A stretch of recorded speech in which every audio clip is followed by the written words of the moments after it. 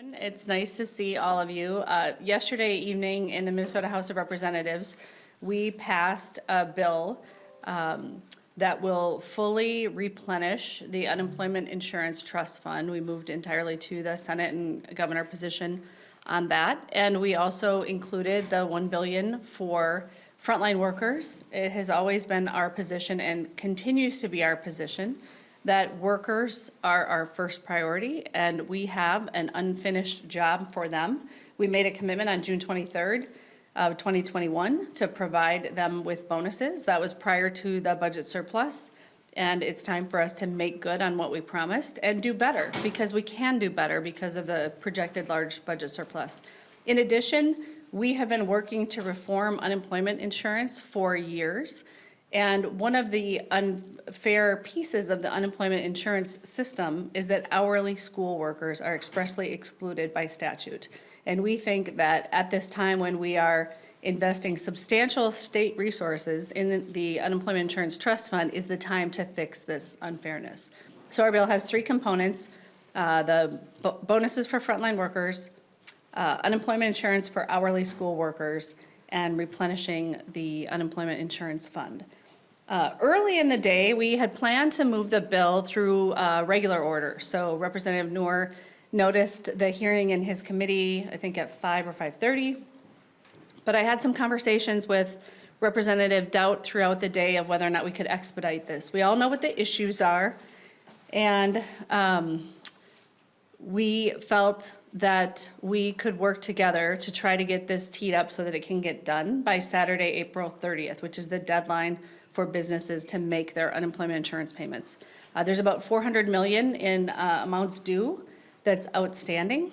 And we know businesses are waiting for us to resolve this issue. There is no reason that it couldn't be resolved today. If the Senate were to move as far towards us as we did towards them, we could put this bill on the governor's desk today and resolve this issue.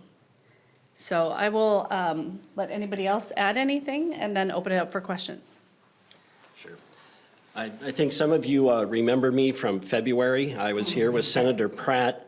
I want to apologize for this abuse of media. I usually have only one press conference per decade. Now I've had 2 in 3 months. So I'm being rather excessive. When we had the press conference in February, Senator Pratt and I both had pushed for full funding. The fact that this needed to be replaced, there were questions by some of you as to why we needed full funding, and the tax was the most onerous, that tax would kick in. Some of you remember the small discussion we had about February 15th and the Ides of March, which proved again not to be a good day for politicians because we went right past that and then missed another deadline. So we have to fill it. That account has to be filled. In what we passed last night, there'd be $1.3 billion in the account, which is what should be in the account. We have a mechanism, I think, thanks to Representative Noor, that would make sure we pay back what's already being paid into the account. And it is a critical thing to do. We're coming out of a pandemic. We don't need any other type of harm done to business as a result of our inability to solve what I hoped would be a very small and simple problem. So with that, I'll turn it over to Representative Noor, and we'll field questions. Good afternoon. I think my colleagues and the Speaker said it well. This bill will ensure that the base tax rate is at 0.1, and there will be no any additional assessment or no special assessment. Likewise, we're going to be able to avoid the reduction of the future tax credit, which will have come in effective October for the next year's federal unemployment tax. So with this bill, I think we're avoiding all those additional assessment and everything else that will have come after. So thank you so much for being here. And I should just note, originally the Minnesota House DFL position was the Noor bill position. The Noor bill was sitting in Ways and Means. And because the legislature writes the statutes, we can set in statute what the rate is. And we could have prevented any rate increases on businesses by paying less than $2.7 billion.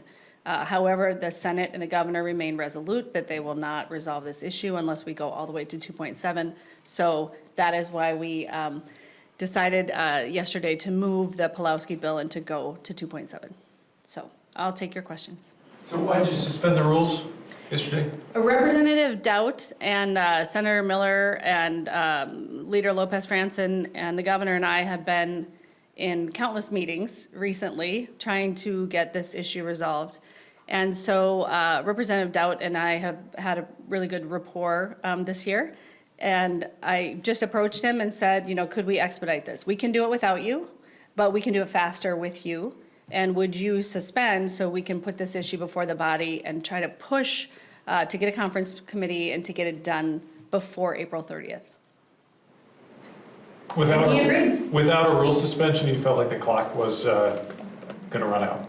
No, so if Representative Doubt would not have agreed to suspend the rules, we would have taken up the Pelowski bill on either Friday or Saturday under our normal order. But then the April 30th date would have been upon you. Well, you may recall that, you know, I'm a believer that we can deal with the fact that if we go beyond the deadline. I would prefer not to, right? This is similar to PPP in 2021. It would have been great if we resolved it before the tax filing deadline. But the Department of Revenue was able to issue refunds so that when we had that deal finally reached in June in the budget agreement, revenue processed refunds. In the same way, if we go past April 30th, DEED can process refunds. And in fact, they can process refunds. If we reach a deal that reduces the amount due for businesses, they can reduce that under existing state law.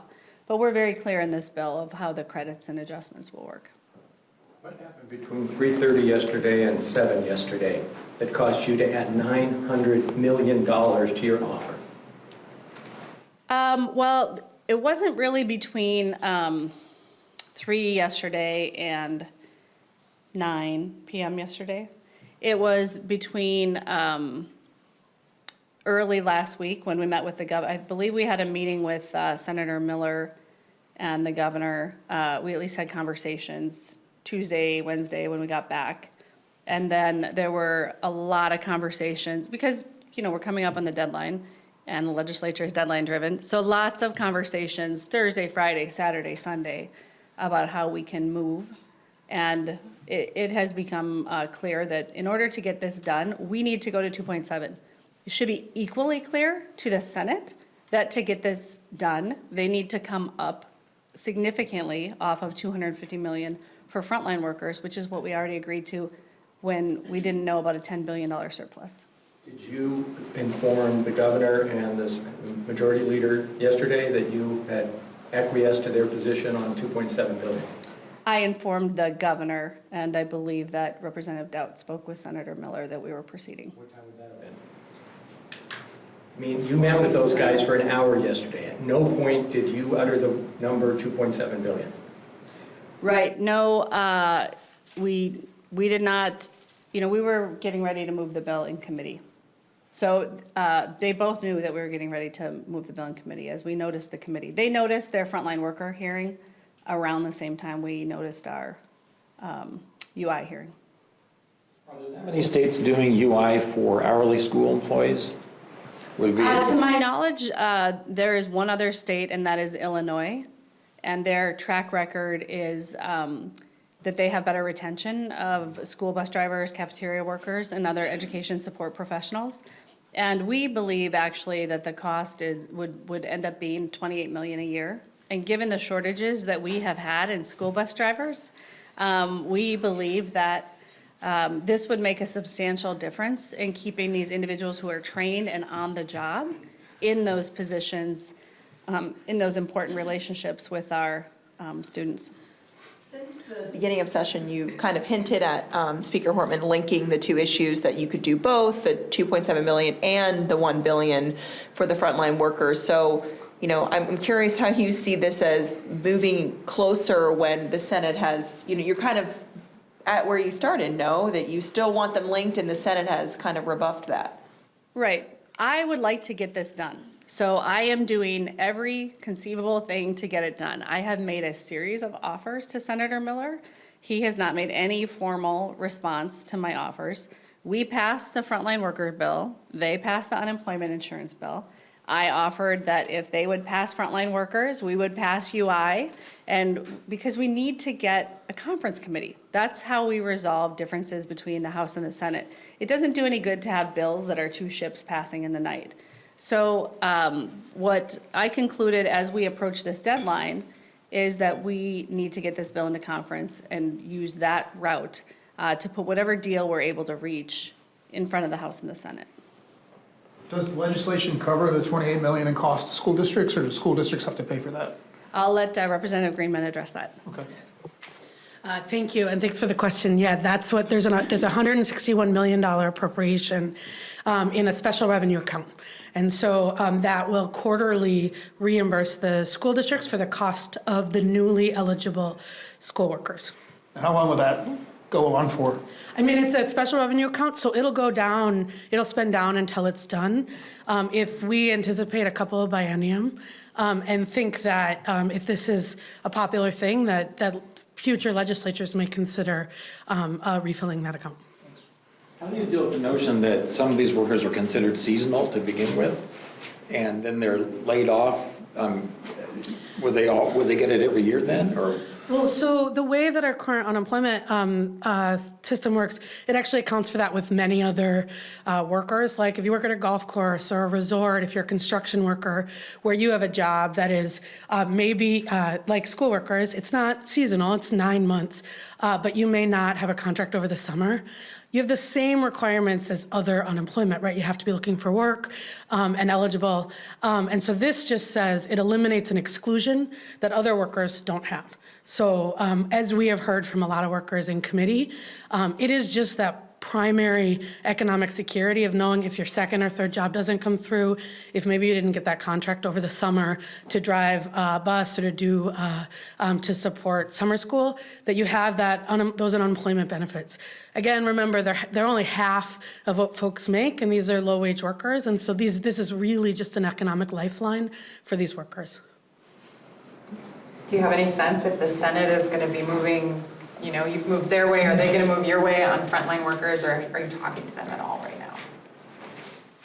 Yeah, Senator Miller and I continue to have conversations as late as yesterday afternoon. I think after we were in the governor's cabinet room, we had a conversation. So we continue to have conversations. We're having good conversations. We're not yelling at each other and walking away. So I think there is some potential for movement there. I think they want to get this done as well. And so my hope would be we'll find a way here before the end of the week. Does this change your leverage at all, sort of giving them that $2.7 billion and you still want these other things, but you moved on that? Well, I guess potentially, but we always needed a vehicle to deliver the agreement, right? And so the Pelowski bill, I spoke with Representative Pelowski over the weekend, as I was hopeful we would have an agreement. And I asked him if he would be okay with us using his bill as a vehicle to contain whatever the agreement was. And so we, instead of having an agreement to put on his bill, just kind of put our last best final offer on the bill in the hopes that will provoke something from the Senate. And I think the conferees that have been appointed in the Senate and the conferees that will be appointed in the House should be able to have some good conversations to maybe start pushing their leaders along too. The extra money that you're agreeing to go towards the UI fund, how much of that comes from the surplus versus the federal money that is there, and will it affect your other spending plans? Because I know you had money on the bottom line, but I think it was only $1.8 billion on the bottom line in what I saw from last week. Will that have an impact on other things you want to do? Well, the good thing was we had that $1.8 billion on the bottom line.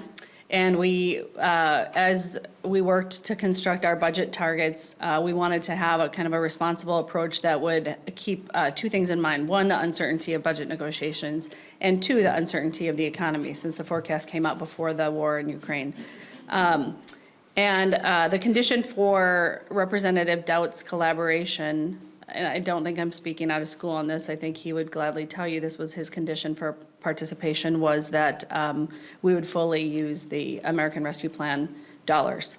So the money that would otherwise fall to the bottom line for the governor to spend if the legislature doesn't agree on appropriations, that his condition for suspending the rules was that our bill contained that provision from the Senate bill. So the bill that we took up was as Senator Pratt sent it to us, and then we put 3 amendments on.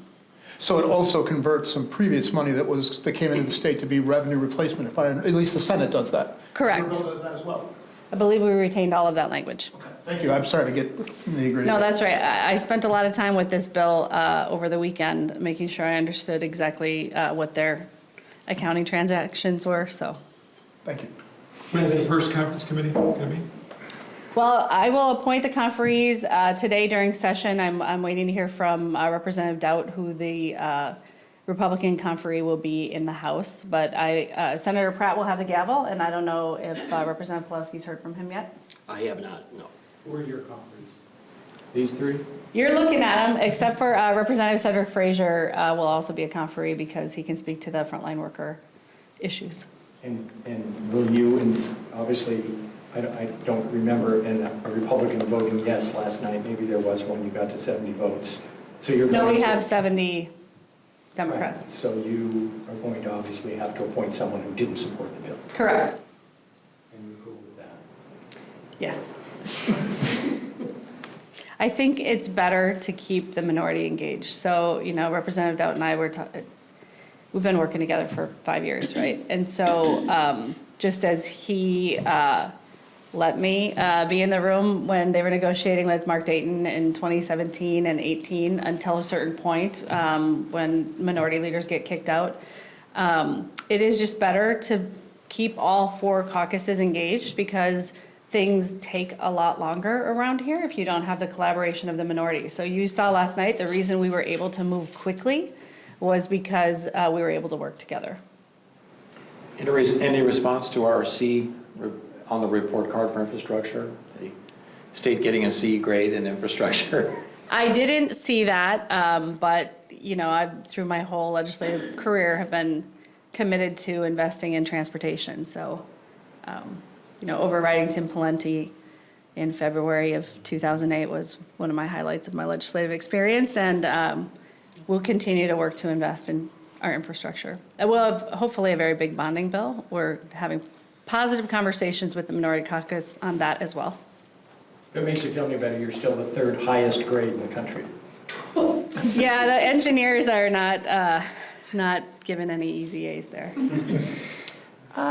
Speaker Hortman, can you comment at all on the police report involving Representative Thompson? I know he's no longer in the caucus, but as the presiding officer of the body, do you have any comment? Let me just ask, are there any more questions on UI? Otherwise, I'll let these guys take off if you want to ask a couple questions about Representative Thompson.